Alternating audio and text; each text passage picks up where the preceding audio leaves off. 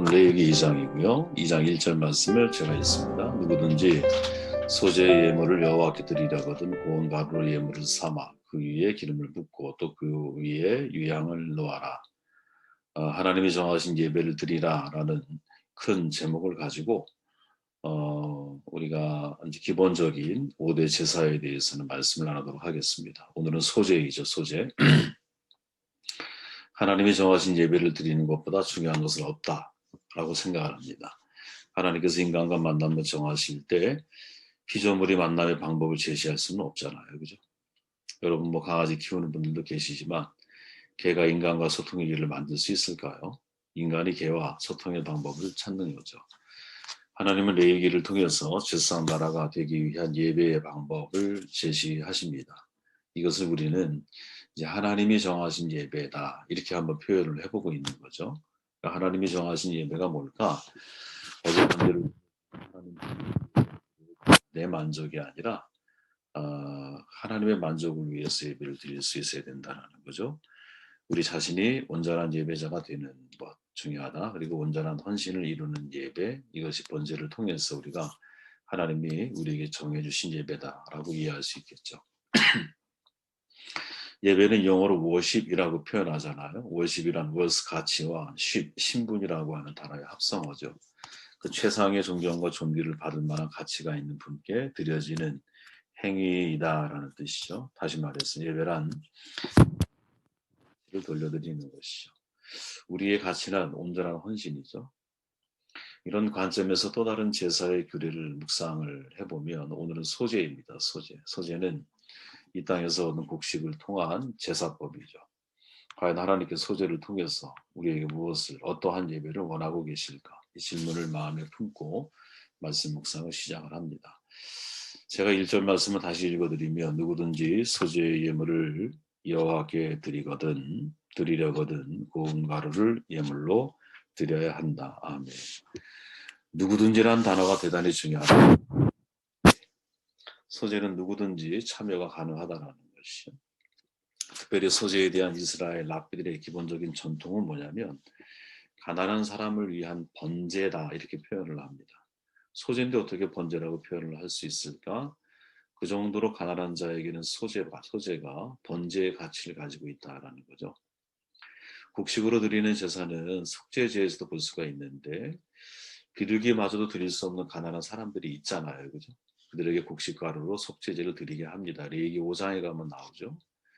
소제를 번제의 일종으로 여기기는 어렵지만 가난한 사람들을 위한 제사로 이해될 수 있다는 점, 이것은 우리가 랍비의 전통을 통해서 얻을 수 있는 중요한 교훈 가운데 하나죠. 특히 유향도 없고 떡을 만들어 드릴 수 있는 소제, 유향도 없이 떡을 만드는 내용이 나오죠. 이거는 가난한 사람이 드리는 제사를 잘 보여주고 있습니다. 하나님이 정하신 예배는 가난이 하나님께 나오는데 아무런 걸림도 지장도 되지 않는다라는 것을 확인시켜주고 있죠. 제사 규례에 가난한 사람들을 위한 배려가 있다라는 것은 가난이 하나님의 형벌과 심판과 무관한 것임을 전제하는 것입니다. 가난하면 가난한 대로, 부유하면 부유한 대로 하나님께 제사할 뿐이죠. 세상의 모든 갈등의 핵심부를 파고 들어가 보면 결국에는 소유의 문제잖아요. 그죠? 부와 가난의 문제가 숨겨져 있잖아요. 그 속에. 근데 부와 가난의 문제가 하나님의 나라가 완성될 때까지는 지속된 문제일 것 같은데 이것이 하나님 앞에 예배하는 데 있어서는 아무런 문제가 되지 않는다. 여러분 이걸 기억해야 합니다. 중요한 것이죠. 하나님이 정하신 예배 누구든지 참여가 가능하다라는 거예요. 그죠? 구약에서 이 누구든지라고 하는 표현은 레위기에 집중되어 있습니다. 그러니까 모세오경, 창세기, 출애굽기, 레위기 이 정도는 이제 외우셔야 되잖아요. 그죠? 민수기, 신명기 5개를 모세오경이라고 말하는데 모세오경에 46번이 사용이 돼요. 누구든지라고 하는 표현이. 근데 그 중에 레위기에서만 31번이 사용이 됩니다. 하나님은 부유한 자의 제사만을 받으시는 분이 아니라는 거죠. 도리어 가난한 자의 제사를 주목하는 경우가 훨씬 더 많은 것 같아요. 심령이 가난한 자는 복이 있다. 천국이 저희의 것입니다. 마태 기자의 표현이잖아요. 근데 너희 가난한 자는 복이 있나니 하나님의 나라가 너희 것이다. 이거는 누가 기자의 표현이거든요. 누가는 심령의 가난을 말하는 게 아니라 경제적인 가난한 자를 하나님의 나라를 소유할 수 있는 사람이라고 소개를 하고 있어요. 물론 무조건 가난하다라는 것이 하나님의 나라를 보장하는 것은 분명 아닐 거예요. 하나님의 나라와 가까운 삶인 것은 일관된 성경의 증언이고 동시에 부유함이 하나님의 나라의 장애물이 되는 것 또한 성경이 일관되게 말하는 사실인 것 같아요. 그죠? 만몬이라고 하는 것은 하나님을 잊게 만드는 지우개와 같거든요. 전해드린 말씀처럼 돈 없는 가난보다 무서운 게 뭐냐? 돈밖에 없는 가난이거든요. 이 말을 깊이 생각해 볼 필요가 있습니다. 가난을 강조했던 누가복음 그리고 진짜 가난했던 공동체가 있는데 그게 바로 마가 공동체예요. 그래서 마가 공동체를 순환 공동체라고 이야기를 하거든요. 근데 마가복음과 또 누가복음에서만 등장하는 한 기사가 있어요. 그게 뭐냐? 가난한 두 랩돈을 가지고 있는 여인의 기사거든요. 한번 읽어볼까요? 예수께서 헌금함을 대하여 앉으사 우리가 어떻게 헌금함에 돈 넣는가를 보실세 여러 부자는 많이 넣는데 한 가난한 가문 와서 두 랩돈 한 고드란트를 넣는지라. 예수께서 제 아들을 불러다가 이르시되 내가 진실로 너희에게 이르노니 이 가난한 가문은 헌금함에 넣는 모든 사람보다 많이 넣었어 그들은 다 풍족한 중에서 넣었거니와 이 과부는 그 가난한 중에서 자기의 모든 소유 곧 생활비 전부를 넣었느니라 하시니라. 아멘. 이거는 딱 두 서신에서 나온다 그랬죠. 마가복음하고 누가복음. 둘 다 하나는 가난한 공동체고 누가복음은 가난을 강조했던 공동체예요. 그죠? 쉽게 넘어갈 수 있는 구절이 단 하나도 없습니다. 이 네 절밖에 안 되는 구절 속에서 가만히 묵상하다 보면 제가 전에 이거 여러 번 여러분께 다루었거든요. 쉽게 넘어갈 만한 구절이 없다는 거예요. 예수님이 헌금함을 주목하십니다. 이것도 참 특별한 경우죠. 그죠? 하나님이 헌금함을 주목을 하셔? 이 자체가 사실은 굉장히 우리로 하여금 새롭게 보게 만드는 장면이거든요.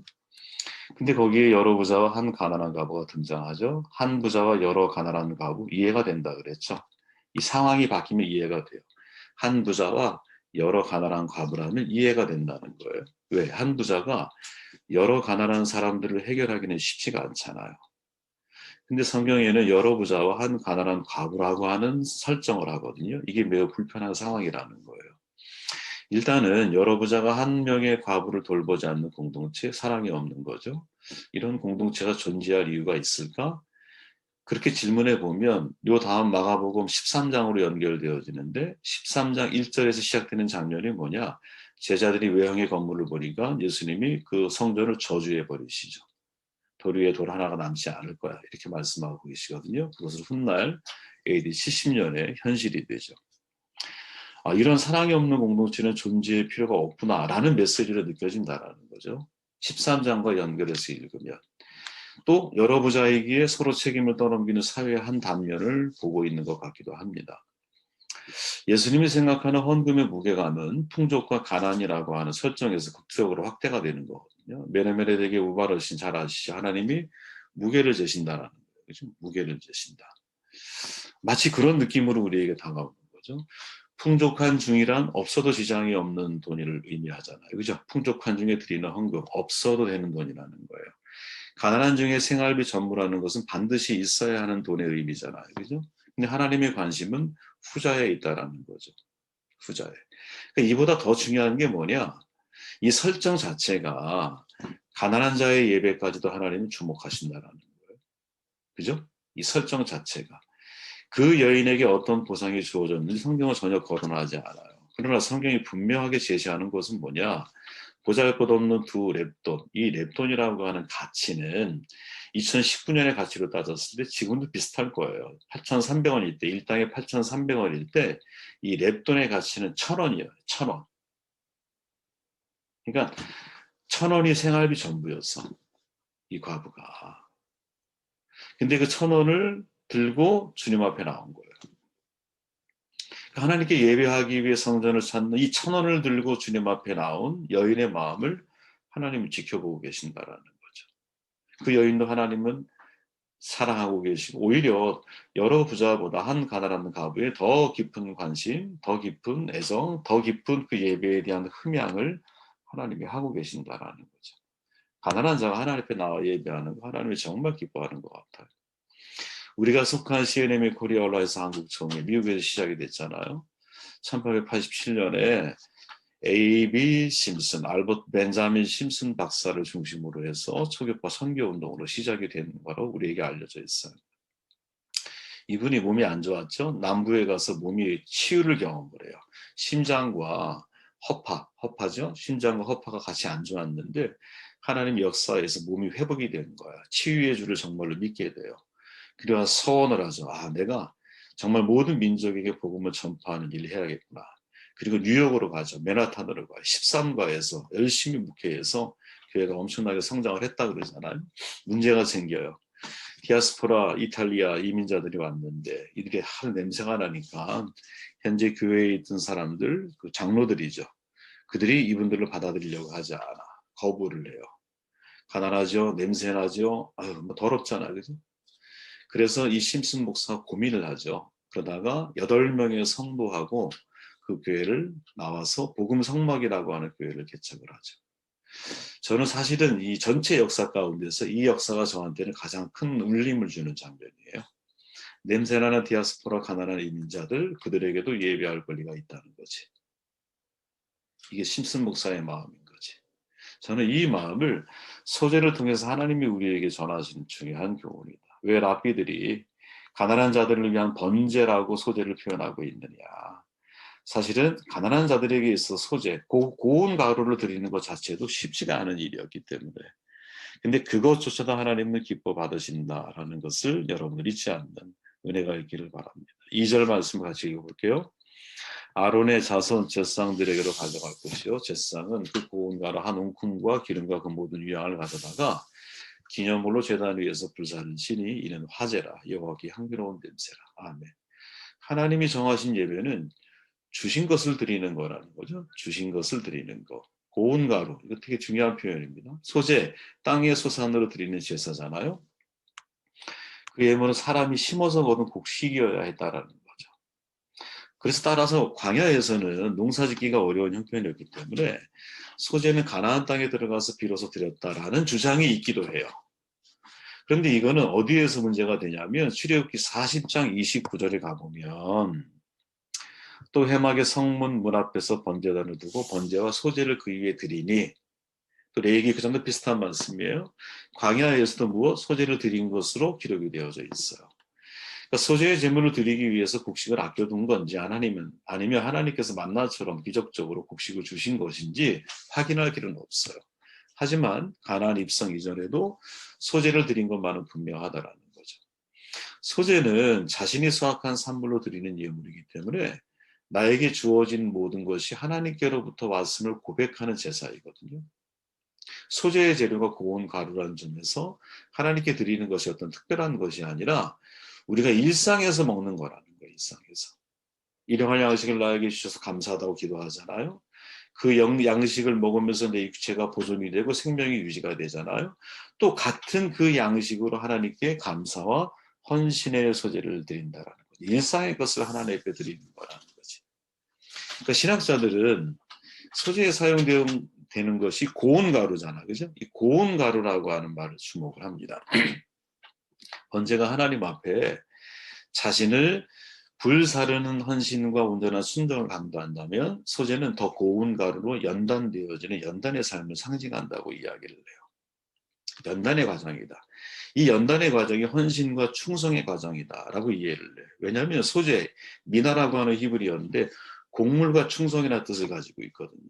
곡물, 내가 이 존경하는 사람들에게 무엇인가를 드리는 행위고, 충성, 내가 그 사람의 내 마음을 다해서 헌신을 하는 것을 가리키는 거죠. 그죠?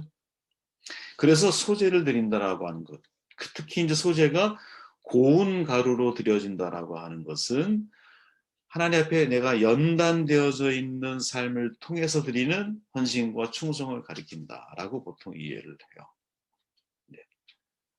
하나님이 내게 주신 모든 상황과 환경에 대해서 그 상황과 환경을 통해서 내가 연단되어지는 거죠. 여러분, 제가 항상 두 가지 순종이 있다고 말씀드리잖아요. 하나는 믿음은 말씀에 대한 순종이고 또 하나는 주어진 환경에 대한 순종까지 포함하는 거예요. 말씀에 대한 순종은 상대적으로 우리가 이해하기도 쉽고 빠르거든요. 근데 주어진 환경에 대한 순종은 사실은 대단히 쉽지가 않아요. 왜?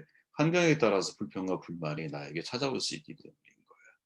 근데 그 모든 환경과 상황조차도 내가 겸손한 마음으로 하나님 앞에서 받아들이는 것. 이건 사실은 엄청난 연단이거든요. 여러분 욥이 왜 힘들었다 그랬어요? 하나님이 나에게 주실 수 있는 이유 없는 고난도 그 하나님의 자유를 인정을 해야만 하는 거거든요. 그 모든 것을 인정한다라고 하는 것은 결코 쉬운 게 아니에요, 여러분. 나를 완전히 갈아버려야 되는 거죠. 내가 완전히 고운 가루가 돼야 되는 거야. 그죠? 여러분, 부유하게 인생을 태어나면 절대 여러분들은 하나님을 원망하지 않을 거예요. 근데 여러분들이 가난하게 태어났다고 생각해 보세요. 여러분들은 눈만 뜨면 하늘을 원망할 거예요. 여러분 내가 가진 게 많아. 능력도 많아. 그럼 하나님을 별로 원망하지 않아요. 근데 내가 가진 게 없어. 나의 부모 나를 버렸어. 나의 인생 아무것도 없는 것 같아. 능력도 없어.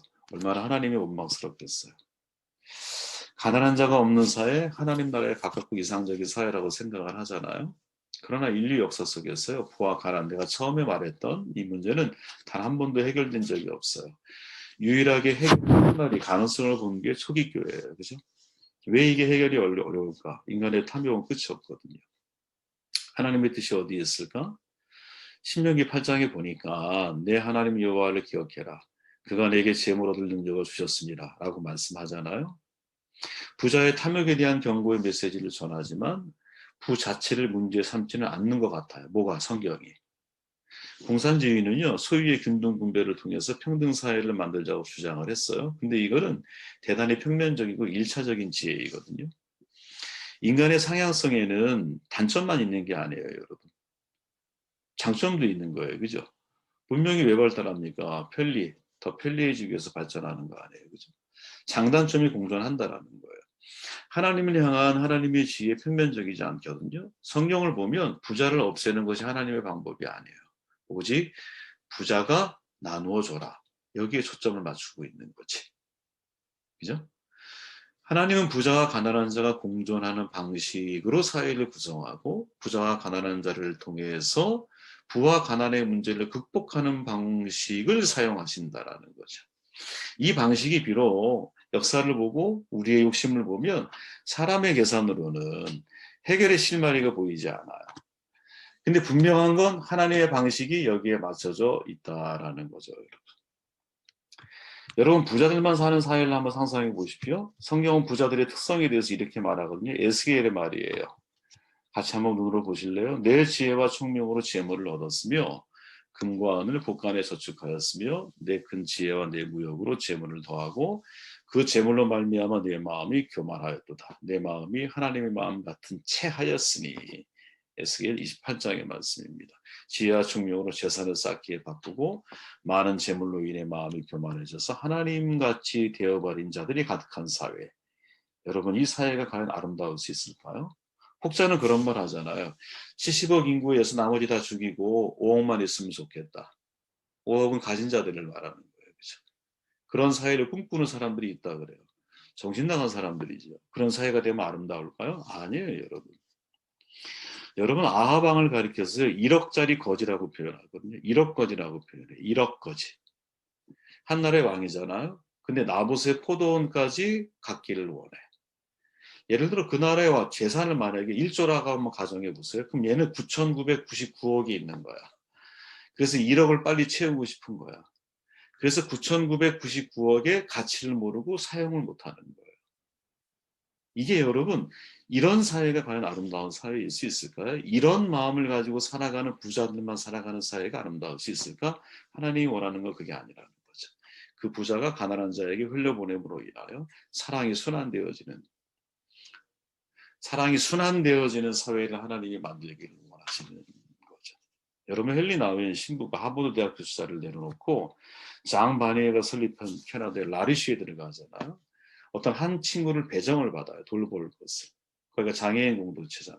아담이라고 하는 친구예요. 말도 못해. 듣지도 못해. 처음에는 내가 아담을 돌본다고 생각을 했어요. 장애인이에요. 지체장애인. 완전한. 그런데 시간이 지나면서 아담이 나를 돌보고 있다라는 사실을 깨닫게 돼요. 이 헬리나의 신부가. 그래서 아담이 죽고 나서 헬리나의 신부 뭐라고 말하냐면 이렇게 말해요. 이 아담이라는 책 요만한 소책자인데 기회 되면 꼭 읽어보세요. 나는 아담과 관계를 맺었고 그는 내게 특별한 존재가 되었다. 나는 그를 사랑했고 우리의 관계는 내 생에 가장 의미 있는 일 가운데 하나다. 아담의 죽음은 내게 깊은 감동을 주었다. 그는 어떤 책이나 교수 이상으로 나를 예수님의 인격으로 다가가도록 이끌어 주었기 때문이다. 그의 죽음은 잠을 깨워주는 전합의 소리였다. 여러분, 그 라리시 공동체의 고백을 담은 헌장이 있는데 그 내용에 보면 이런 내용이 나와요. 정신장애를 가진 사람들은 보통 환영, 경탄, 자발성, 솔직함이라고 하는 자질을 소유하고 있다. 그들은 더 넓은 세상을 향해 우리 마음에 없어서는 안 될 가치를 기억하게 해주는 살아있는 신호다. 어, 장애인들이 오히려 우리를 건강하게 만들어준다라는 거지. 그죠? 우리 미순자매는 이게 무슨 말인지 많이 이해하고 있을 거야. 그죠? 이 사회는 오히려 가난한 자들을 통해서 하나님이 우리를 건강하게 만드실 수 있다라는 거지. 사랑을 배우게 만드시고 어떤 게 정말 아름다운 사회인지 가치를 고민하게 만드시고 역설이에요, 역설. 그러니까 부유함을 그냥 우리가 적대시하고 불편하게 생각할 것만이 아니라 사실은 그 부와 가난이 서로 공존이 가능할 수 있는 사회를 만들어가는 것이 거기에 대한 기대감을 갖고 생각을 하고 움직여 나아가는 것이 매우 중요한 포인트가 아니겠나 그런 생각을 해봅니다. 여러분 좀 더 한번 저보다 더 깊이 고민해 보시기를 바라고요. 13절 말씀을 읽고 말씀을 정리할게요. 내 모든 소재물에 소금을 치라. 내 하나님의 언약의 소금을 내 소재에 빼지 못할지니 내 모든 예물에 소금을 드릴지니라. 아멘. 하나님이 정하신 예배는 있는 모습 그대로 나오는 거라는 거죠. 누룩과 꿀, 소금 이게 비교가 되잖아요. 누룩은 상황을 부풀리고 과장하게 만들죠. 소금은 변함없이 한결같은 상태를 유지하게 만들어줘요. 하나님께 드리는 소재의 예물에는 소금을 뿌려라. 부풀리지 말아라. 그렇듯하게 포장하지 말아라. 소금을 썩지 않게 만들고 변질되지 않게 만들지 한결같은 모습을 가지고 정직함이죠. 하나님은 포장을 원하지 않아요. 바리새인들이 왜 맨날 그렇게 야단을 맞았어요? 그들은 회칠한 무덤같이 살았잖아요. 그죠? 포장에 너무 익숙한 거야. 포장에 너무. 세리들이 왜 하나님 앞에 환영을 받아요? 자기가 죄인 있는 모습 그대로 주님 앞에 나오잖아요. 우리는 포장에 익숙하거든요. 근데 포장에 익숙해지면 안 됩니다. 하나님은 민낯을 원하세요. 벌거벗은 아담과 하와가 죄를 짓고 나서 나무에 숨어버리잖아요. 숨는 인생이 되기를 원하지 않으세요. 포장은 우리를 숨기는 힘이 있거든요. 죄는 지속적인 포장으로 연결되어져요. 그래서 한 번 거짓말하면 또 다른 거짓말을 만들어 갈 수밖에 없는 거야. 한 번 포장하잖아요. 그러면 더 포장하게 돼요. 복음은 폭로하는 힘이거든요. 죄는 폭로가 되면 소멸돼요. 소금이 누룩의 반대라 그랬잖아요. 부패 방지하면서 맛을 보존해 주는 거예요. 본문 내용 속에서 언약의 소금이라는 단어를 기억해야 돼요, 여러분.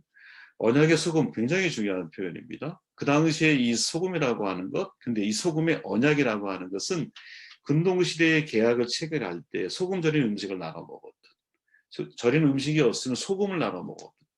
이유가 뭐냐? 한결같은 마음으로 변함없이 이 약속은 유지될 거다라는 거예요.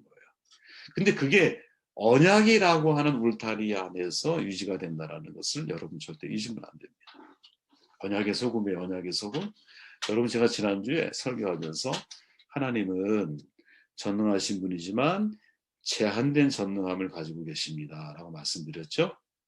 그때 이 제한 속에는 언약이라고 하는 개념이 포함되어 있는 거예요. 하나님은 약속이라고 하는 울타리 안에서 스스로 자기를 제한하시는 분이거든요. 무슨 말이냐? 약속을 지키는 자에게는 하나님의 전능성을 드러내세요. 그러나 약속의 울타리에서 벗어나 있는 사람에게는 하나님이 당신의 전능함을 드러내셔야 할 이유가 없는 거예요. 여러분이 하나님 말씀을 지키고 그 말씀에 여러분들이 100% 순종하기 위해서 애를 쓰잖아요. 그 약속의 말씀이 결론 내어진 자리에 여러분들은 서게 되실 거예요. 예. 주라 그리하면 주실 것이요. 진짜 줘보세요. 그럼 하나님이 주실 겁니다. 먼저 그의 나라를 구해보십시오. 그리하면 이 모든 것을 더하시는 하나님의 은혜가 여러분들의 삶 가운데 뒤따라오게 될 것입니다. 내가 하나님의 약속의 울타리 안에서 하나님은 전능하신 분이신 거예요. 그러나 그 약속의 울타리를 벗어나 있으면 우리는 하나님의 전능성에 대해서 경험하기 어려우실 거예요. 진실로 여기에서 언약의 소금이라고 하는 것을 우리가 깊이 생각한다면 내가 약속의 울타리 안에서 하나님의 전능성을 경험한 사람이 세상에 나가서 소금의 역할을 감당하는 거예요. 세상에 나가서. 세상에 나가서 내가 맛을 잃어버리는 이유는 뭐냐면 세상에 나가서 하나님의 약속이 그대로 세상에 실현될까? 과연 하나님의 말씀이 세상 속에 적용될 수 있을까? 이 자체가 내가 약속이라고 하는 울타리를 벗어나 있는 선택이고 벗어나 있는 것을 반증해 주는 거거든요. 그러니까 세상에서 빛과 소금의 역할을 소금의 역할을 감당하려면 하나님의 약속의 울타리 안에서의 하나님과의 깊은 만남, 전능성에 대한 깊은 체험이 나에게 전제되어져 있을 때, 이게 경험되어졌을 때 세상에서도 소금의 역할을 감당할 수 있는 것이 아니겠나. 이 귀한 은혜가 있기를 주의 이름으로 축원을 드립니다.